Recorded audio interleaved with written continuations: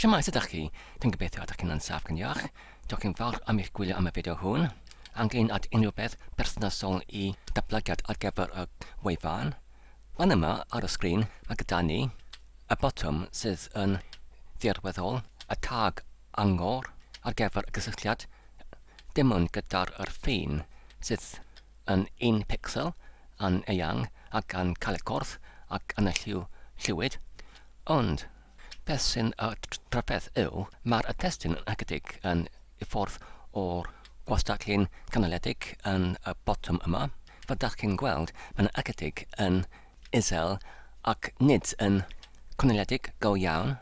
Ac dwi'n meddwl y rheswm ar gyfer hyn yw union yn y tag ar gyfer yr angor, ar gyfer y botwm sef y gysylltiad. Mae gyda ni nid yn unig y testun, cliciwch fan yma, ond hefyd gwrthrych mewnol arall, sef y tag rychwant, sydd yn cynnwys fan yma yr serenig, achos dwi'n eisiau y serenig I fod fan yma I boddi yn ychydig uwchben y gweddill testun. I arwyddocae mae'r gwybodaeth rhagorol cyffaledwy ar gyfer yr neges hwn, ac dwi'n yn dyfalu mae'r gwrthrych hwn sef yr tag rychwant yn achosi y testun I fod allan o'r gwastatlu'n canoliedig. A dyma'r cod tadiad sydd yn dirweddol y cod HTML gyda'r prydoliadau ar gyfer y dull yn yr iaith CSS wedi ei hydadodwyd union i'r amrywiolyn yn y iaith JavaScript, ond yn dirweddol mae'r holl peth yn unig yn y cod HTML ond cynwyswyd union yn yr amrywiolyn JavaScript. Ac dyma'r testun cliciwch fan yma, ac yn uniongyrchol ar ei ochr, dyma'r iswrthrychau, y tag rychwant. Felly os dwi'n nawr yn godynnu y llinell 124 fel hyn, ac os dwi'n nawr yn llandatebru y dudalen, nawr mae'r testun cliciwch fan yma yn ychydig yn fwy canoliedig. Achos mae'r testun cliciwch fan yma nawr yn eistedd yn union ar yr gwelod o'r ardal yn lliw glas o le. Ond nawr, os ydych chi'n adfer y llinell ar gyfer y tag rychwant fel hyn, nawr mae'r testun yn sydw yn ychydig, ond dim yn ychydig islaw yr gwelod o'r ardal glas o le, yn enwedig os ydych chi'n canolbwyntio ar yr gwelod o'r prif lythyren ec yn y gair cliciwch ac hefyd ar yr bychnod. Mae'r pwynt yn yr bychnod yn ychydig yn is na'r gwastatlu'n gwelod o'r ardal glas. Ond os rydyn nawr yn arddangosod yr double blind slice ar gyfer y swybu mas, nawr mae'r pwynt yn y bychnod ac hefyd y gwelod o'r prif lythyren ec ar yr un gwastatlu'n union fel y gwelod o'r ardal glas. Ond mae'n dal yn allan o'r gwastatlu'n sydd yn union yn canoliedig ar gyfer y botwm. Sut wedyn I symud y testun yn ychydig yn uwch? Fel ysteddodd fe yn yr gwastatlu'n canol union ar gyfer y botwm hwn. Wel, fy gyntaf meddwl oedd I defnyddio y rhywbryd fodd I drawsgrifo ar yr pegwm yn y prydoledd I trawsgrifio yn yr prydoledd o'r dull yn yr tag ar gyfer yr gysylltiad sef yr angor, oedd wrth namin 20 pixel I rhywbeth fel namin 25 o pixel fel hyn. Ond pan ydyn ni'n llandatebru ar dudalen, mae'n unig yn symud yr holl botwm, nid y testun, ond yn ytrach yr holl botwm yn ychydig yn uwch, ac mae'r pwynt, y bychnod, yn dal yn yr un safle, yn berthnasol i'r ardal glas golau ac hefyd yr gwrthrych botwm yn y gyfan. Mae'r hyn yn gliriach os ydych chi'n defnyddio y tab ar gyfer y reoli fwrdd, ar y foment, rydyn ni'n ar gwerth o namin 520 pixel ar gyfer yr rhywbeddfodd trawsgrifo ar y pegwn Y ar gyfer yr priodoledd o'r trosfyfiad yn yr priodoledd o'r dull. Os rydyn nawr yn newid y gwerth oddi wrth namin 520 i'r gwerth gwreiddiol sef namin 20 fel hyn, ac wedyn pwyso ar y botwm dodiad.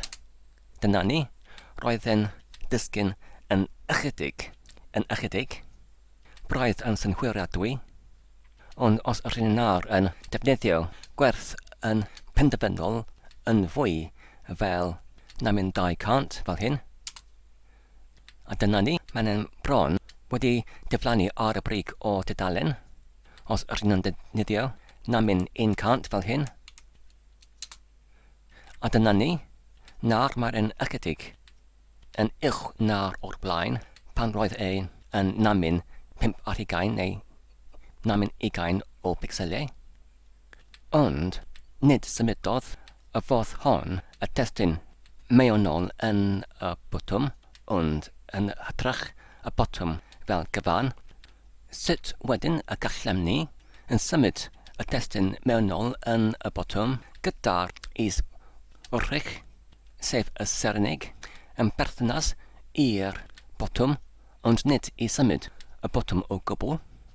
Wel, wedi ychydig o'r archwiliad, darganfydais y datrysiad hwn, sef i mewnysod yr holl cymwysiad i mewn yn y tag yr angor ar gyfer y gysylltiad, yn y tag ar gyfer y rhaniad yn ychwanegol, fel hyn. A dyma'r y tag rhaniad ychwanegol ar y llinell 120 sydd yn uniongyrchol ar ôl yr agor tag ar gyfer yr angor. Ac hefyd, mae ei gyda'r ar y llinell 126 sydd yn uniongyrchol tu flaen i'r gyda'r ar gyfer yr angor neu gysylltiad. Nawr, os rydyn ni'n dadebru y dudalen yn llawn, does dim unrhyw gwahaniaeth yn y arddangosiad. Ond nawr, gyda'r haen o gorchudd ychwanegol imiwn yn y gysylltiad neu botwm, rydyn ni'n gallu golygu y priodoleddau mewnol ar gyfer yr rhaniad hwn fel hyn. Nawr, dyn wedi penodi y trosglwyddiad ar y pegwn Y i fod yn namin 10 pixel ar gyfer y priodoledd trosglyfiad yn y priodoledd dull. Felly os rydyn nawr yn dadebru y dudalen, a dyna fe, mae'r testun gyda'r iswrthrychau wedi symud yn y cyfeiriad cywir, ond ei fod yn ychydig yn rhy bell, mae'n dal yn y cyfeiriad cywir. A dyma'r gorchull y tag rhaniad yma yn y cod yn y poriwr. Felly os rydyn mynd neu forllwio i'r tab lleoli ffordd, wedyn gyda'r gorchull $dyddym sydd gorchull cyfredol yn yr amgylchiad dablygwr yn y poriwr Chrome, rydyn ni'n gallu golygu y priodoleddau ar gyfer y gorchull hwn i prawfholi amrywaith o werthau ar ei gyfer. Felly ar gyfer hyn, os rydyn yn penodi yr trosglwyddiad i fod yn trosglwyddiad ar y pegwn Y i fod yn namin 5 pixel, beth sy'n digwydd? Wel, cawn ni'n gweld. A dyna ni. Nawr mae'r testun yn edrych yn union ar y gwastatllun ganoliedig, ond mae'r Sernig yn ychydig yn rhy uwch. Nawr, os rydyn yn clicio ar yr gorchull ar gyfer y Sernig fel hyn, ac wedyn yn dewis y dewisiad archwilio, nawr mae'r $dyddym ar y ochr o'r cod HTML ar gyfer yr Sernig yn ryddhau mae'r hwn yn y gorchull cyfredol yn y tab y rheoli fwrdd. Ar y pwynt, mae gyda fe y trosglwyddiad ar yr pegwn Y yn namin 10. Felly os rydyn nawr yn newid y namin 10 i rhywbeth fel namin 6, dyna ni. Beth am namin 4? Beth am namin 5? Nawr, os rydyn yn dychwelyd i'r gorrych ar gyfer y testun, cliciwch fan yma, neu yn ytrach y gorrych ar gyfer yr rhaniad sydd yn cynnwys y ddau ohonynt, y testun a'r Saesneg, fan yma, ac wedyn yn ôl yn y tab y rheoliffordd, os ydyn yn penodi y trawsgrifiad ar y pegam y i fod yn namin 4,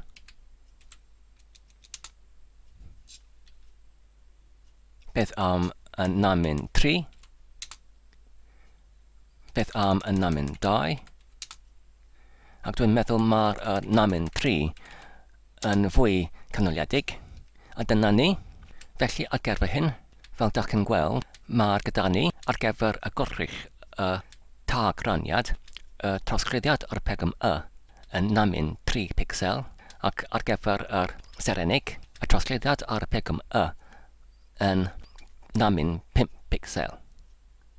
Felly os ydyn nawr yn Llandybrid tudalen i dachwelyd i'r gwerthau gwreiddiol ar gyfer y gorchau hyn, nawr mae'n edrych fel hyn, sef yn rhy uchel yn y gostadlun o'r botwm, gyda'r trawsgrifiad ar y pegam y yn namin 10 pixel ar gyfer y ddau ohonynt.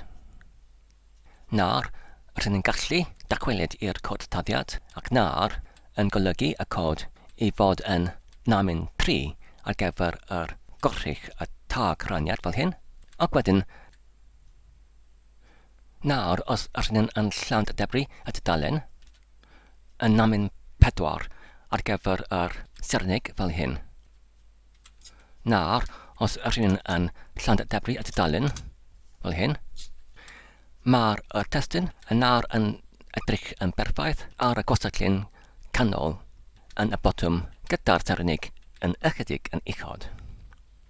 A dyna ni ar gyfer nawr. Diolch yn fawr am eich gwylio am y fideo hwn. Dwi'n gobeithio ydych chi'n wedi mwynhau ac yn ei darganfod yn defnyddiol. Tan y tro nesaf, cadwch saff ac yn iach, a hwyl.